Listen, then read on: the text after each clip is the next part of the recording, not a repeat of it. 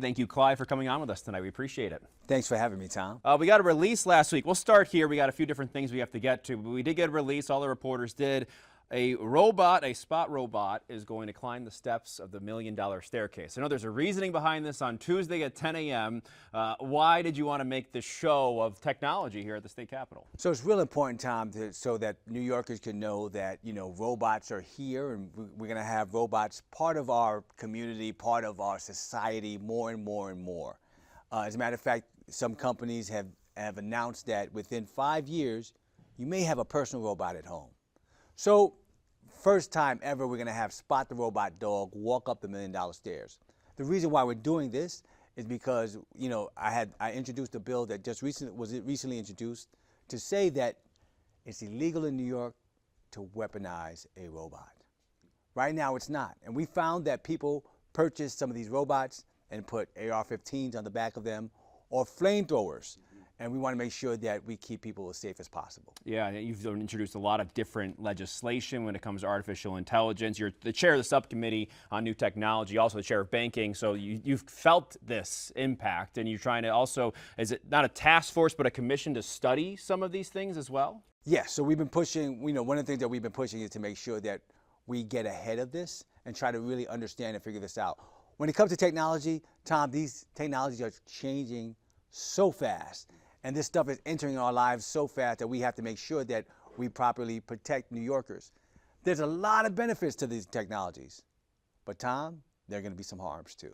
Yeah, we'll get more deeper into some of these individual bills that you've proposed that will address. There's so much different, so new, like you said, that needs to be touched on, and we'll get a little into that a little bit later here in our conversation. During the live portion, though, I did want to ask you, you're a Queens Democrat. Of course, there's been a lot going on in New York City. Eric Adams was at the U.S. Capitol yesterday testifying to Congress, along with some other mayors that were mayors of sanctuary cities. In Albany, that's a sanctuary city, too. I did want to ask you about something that he said yesterday. He said he's done nothing but serve the people of his city. And obviously that's in the light of the whole allegations of a quid pro quo. You were on a letter that said to the governor to not remove him from his office.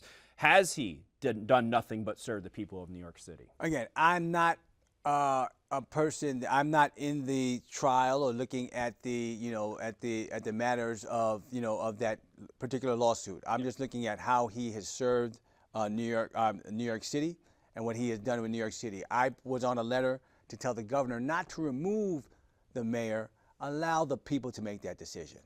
And, one of the things that we, want to make sure is that we measure him on the merits of what he's doing as mayor, not anything else. And we have another layer to this now with the former governor, Andrew Cuomo, announcing he is entering the race, which is really interesting.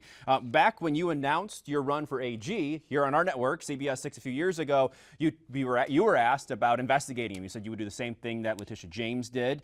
I guess I would say at this point, because these investigations have sort of fallen through, would you say what he's accused of, despite whether or not it does make him ineligible, if you will, for governor or for mayor in New York City, do you think it does that? Some of the things he's been accused of, does that disqualify him from being able to run, at least for the public's perception? He was only accused of it. He wasn't tried for anything. He was not found guilty of anything. So he is a citizen that is able to run just like anyone else. The Constitution of the state of New York and the Charter of the City of New York does not disqualify him from running, as of millions of other folks. So he has the right to run also. Do you think he should be running? What do you think? Anybody has an opportunity to run, and I think that he has the right to run, and the voters of New York City will make a decision on Andrew Cuomo and everybody else. There are a lot of other folks that are also running, so he's not the only person in the race running. Yeah. But it's going to be a very interesting race. Yeah, it sure will, and impacting the millions of people here in New York State, and the whole, of course, working with Governor Kathy Hochul would also be interesting. I did want to ask you about the last time you were here. It was after your plane had safely crash landed. You were the pilot of that plane. Have you gotten back out there? Of course, I've gotten back out there, and actually I am currently working on becoming a certified flight instructor so that I can help, teach other folks on safety and making sure there's safety in the skies. One of the things that's really difficult is over the past few weeks, there's been a lot of different tragic things that are happening when it comes to aviation. And I just want to make sure we continue to promote safe aviation, because still aviation is very safe, and we want to make sure that we promote that. And I feel more of a duty to be able to promote safety in aviation. That safety comes along the lines. The federal government and the FAA of cutting some of those positions, and I think there's been a lot of questions about that. What can the state do? Well, what we have been doing already, what the state has been doing, what we have been doing was we've been putting funding behind programs for people to become pilots, people to become aircraft mechanics, and for people to become air traffic controllers.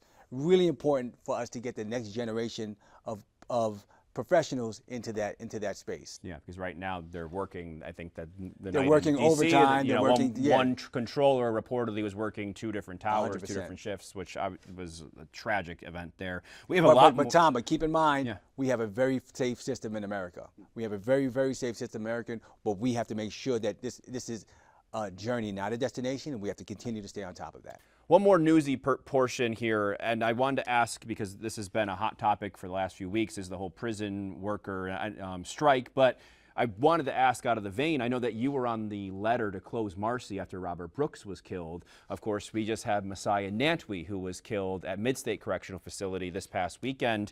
At this point, what is the legislature doing? I know the one House budgets are coming out soon. What is the legislature doing to change this, what I've been told by formerly incarcerated individuals, what they're calling a culture of abuse? Tom, we're in a really sad state of affairs now. And there's clearly a culture of abuse. There's clearly a culture where thank goodness we've had, but for the body cameras, we wouldn't have not known what happened to Robert Brooks. We don't know. We don't have enough facts and evidence right now for me to tell you what happened to Messiah Nantwi. During the weeks of the illegal strike, 7 inmates killed, dead. Not sure if they're killed, but we're not sure. Yeah. At the same time, the corrections officers are saying that they have unsafe conditions at work. So we're in a really difficult time to try to traverse where we are. So we've been meeting with the commissioner. We've been visiting a lot of the state prisons, and we found there are a lot of things that we found that are that are uncouth. We have to really address this, because we're at an emergency level right now. Apparently, as of last week, many of I don't know what percentage, but many of the corrections officers came back to work, but many are still not back at work. Yeah. So we have to have long-term solutions. And some of the long-term solutions that we're talking about and considering, because nothing is off the table. Closure and consolidation is on the table, because a lot of the prisons are not at maximum capacity. So that's one thing. Also, recruitment, training, and having folks from other, having more diverse people become corrections officers at these facilities is another important thing.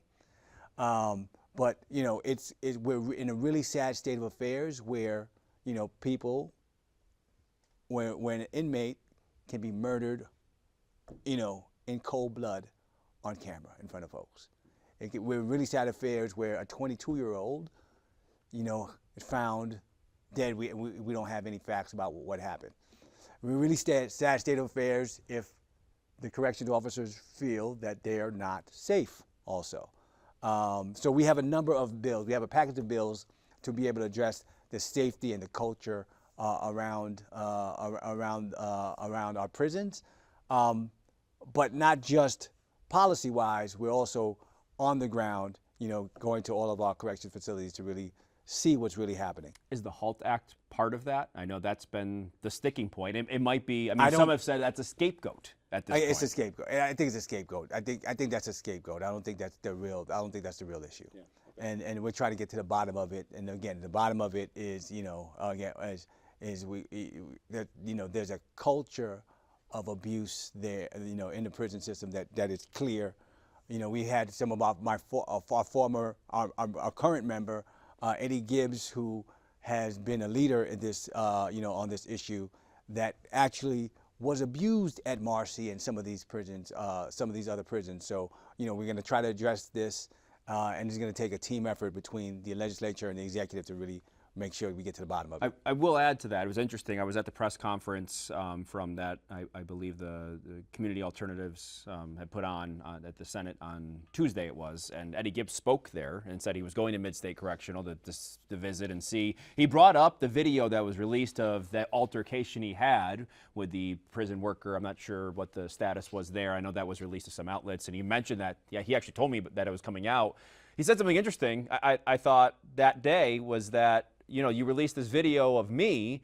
Where's the other video? Where's all this other video we're asking for? I thought that was a really interesting point, and I think that's been a big point of emphasis from the that you're trying to. One of the things we were asking for was where's the video of Robert Brooks when he was being transferred to Marcy? Yeah. Where's that video? Mohawk, yeah. Right, from Mohawk to Marcy. Where's that video? Where are the other videos? Yeah. Right, where they released a video of Eddie Gibbs confrontation with the other officer, but where are all these other videos, right? So there's a lot that's happening. There's a lot that's going on that we have to really get to the bottom of, and having the corrections officers having that illegal strike is not helping the matter. Yeah. Let's get to some of the artificial intelligence stuff that goes back to the beginning of our conversation, because I think there's some interesting stuff in there. I guess I want to start. I know in the past, I think one of the bigger issues is artificial intelligence, campaigns, elections-wise. What kind of work is being done there, and now and maybe this session move forward to safeguard some of those, maybe some of the misunderstandings or falsehoods that could be spread through AI or any other means? So on one level, Tom, we talk about making sure that truth. We want to make sure and authenticate truth. So we're afraid that people will rely on some content that are what we call deep fake. And now it's easier, more than ever, to make a video of you doing whatever I want, and people can take that as real. So we have to address that. We have to figure out how to make sure that you can tell the difference between AI and what's real. What's happening now also is in Hollywood, 2 years ago, the actors were striking, and one of the major things they were striking about was the use of their name and likeness and their image being AI generated. And that was a big deal. So now there are AI generated people that look real. You cannot tell the difference. Another example, big company came out with a commercial, and all the characters in the commercial were AI generated. Remember that? Yeah. And people pushed back on that. So part of what we have to do is legislate to figure out what we should do to figure out what the guardrails are. But another part, Tom, is what is culture going to do? What are we going to do? What are you going to do when CBS 6 says, okay, we'll just use a AI-generated reporter? Would me, the people, would Joe Public, rather watch an AI-generated reporter than watch your handsome face? That's up to them. But I would rather see a human. Yeah. I'd rather have you ask me questions than us go back and forth than me working with a non-human. But that's going to be something that society has to vote on. Society has to say, no. I'd rather watch Tom. I'd rather see if Tom sneezes on this one or not. I'd rather see his humanness, his imperfections. I'd rather see how he blinks. I'd rather see how he interacts with Clyde back and forth than watch a robot or a computer-generated being. So that's something that we're gonna have to see. That's something that we're gonna have to see in art. They're gonna be in art, so not just in news, in art, in plays. Do we want to go to a play to see real humans, or are you gonna go see a play or a concert of a hologram? Tom, people paid big money last year to go watch I don't want to name the artist, but I'll name it, Tupac, Prince, hologram concert. And people paid money as if it was the real person.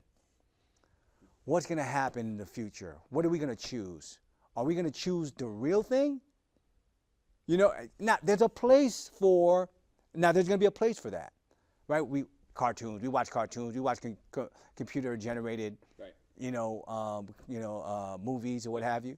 But we have to watch out in culture and society so that artificial intelligence doesn't wholly replace humans. So it's using government, using legislation to help give people the opportunity to choose, I guess. I mean, provide guardrails so that way it doesn't take advantage of people. Legislation has a place. Yeah.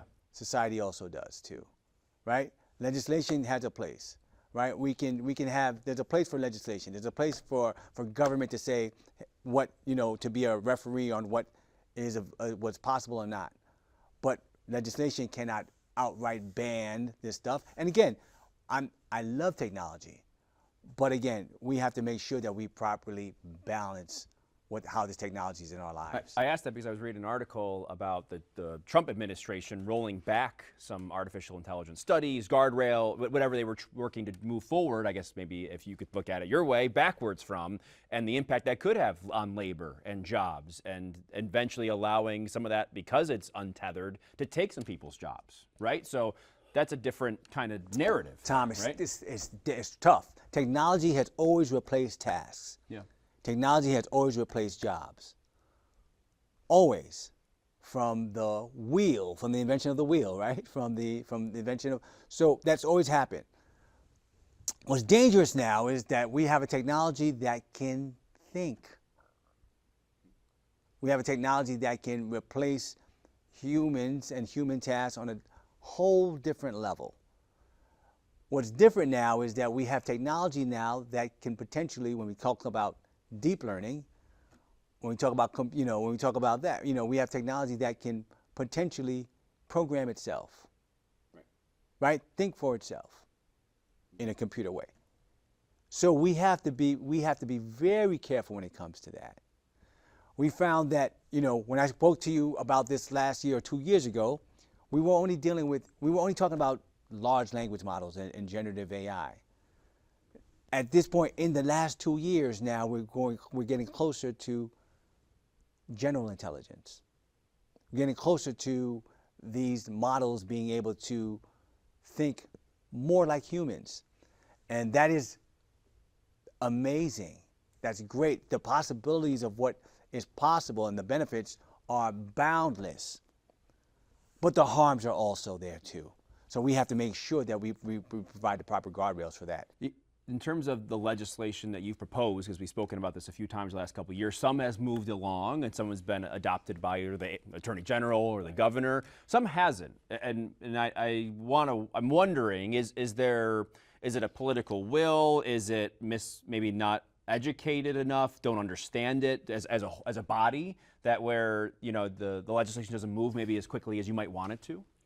It's some of all of that, yeah. Right? Some of all of that. So that's why. So the legislation that we're introducing, that we've introduced, that we're bringing Spot the Robot Dog for, is the worst of the harms, right? Right.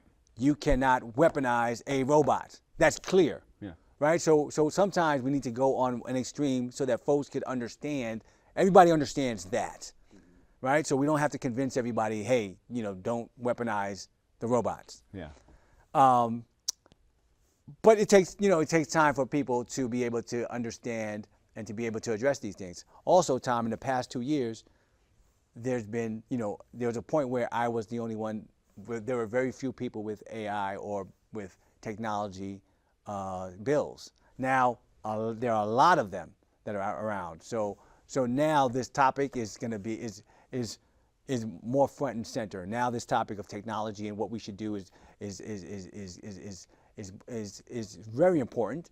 And it was before, but look at what we have even on the state level, where the governor introduced and is having this great program called Empire AI, where the state has invested in collaboration with private corporations and private entities and public entities, $500,000 to have what they call the Alpha supercomputer, for us to be able to be the ones to help figure out which way artificial intelligence can go. What's the result of that? I was going to ask you about Empire 8i. Like, what is a finding or a conclusion or something that you want to come out of this initiative? Is there one? I mean, there might not just be one, tangible item, but what do you hope? What is the hope for the result of this? I mean, that's a lot. There's a lot of money.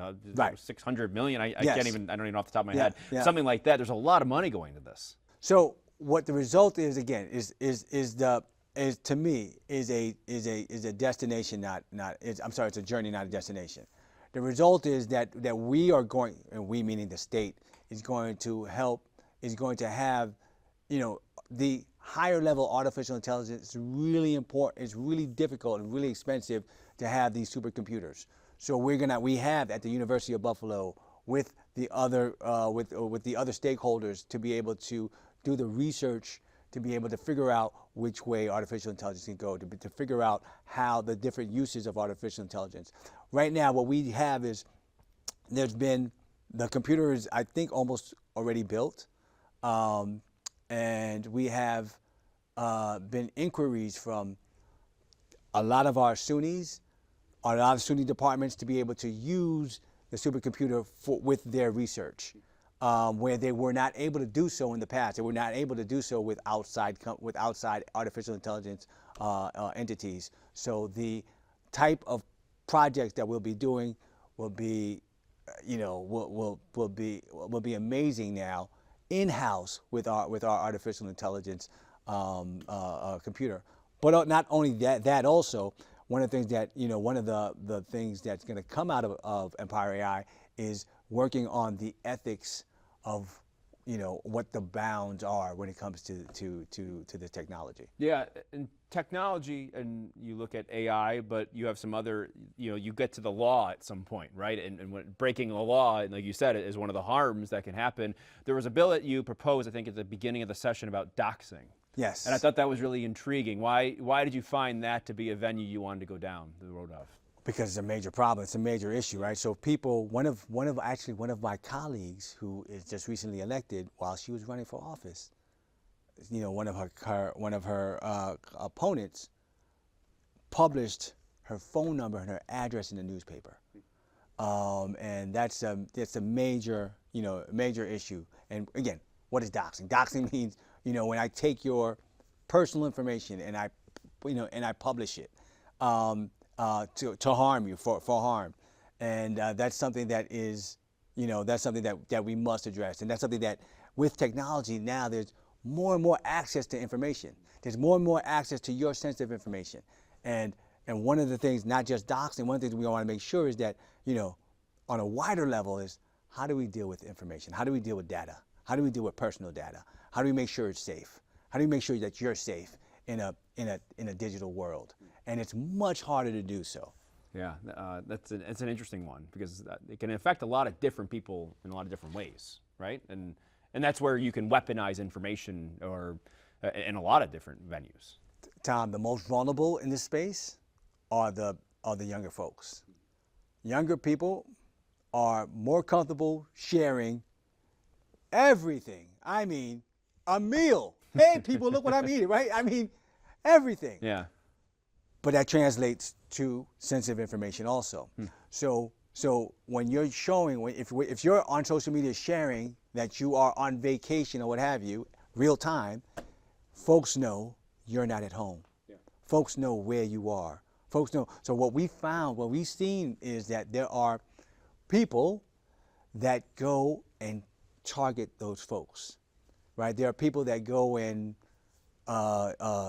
target where you are because you're not home and go burglarize your home or what have you. So even that kind of information can be information that people can use against you. Another one I wanted to get to, this is a little bit different, not necessarily internet, but in terms of there's some co-sponsors on this one which caught my eye on this bill. Speed assistant devices and holding people accountable when they have a certain amount of points or tickets. Can you, I know that maybe, I don't want to get too in the weeds, but I think that's another interesting one where I think there's a lot of concerns about pedestrian safety when it comes, I know that's been a huge issue in this state of people getting hit by cars and then the accountability of factor there. So Tom, we found that there is a certain percentage, a small percentage of repeat offender fast drivers, speeders. Yeah. Right? And that do that speed over and over again. There is technology now we can use that technology, that if you are a frequent speeder, that we can put technology in your car to have a speed governor in your car, where you can't go over 5 miles an hour over the speed limit. The reason why that's important, The car won't go faster. the car won't go faster than that. The reason being is, again, these folks can kill people. These folks hurt people.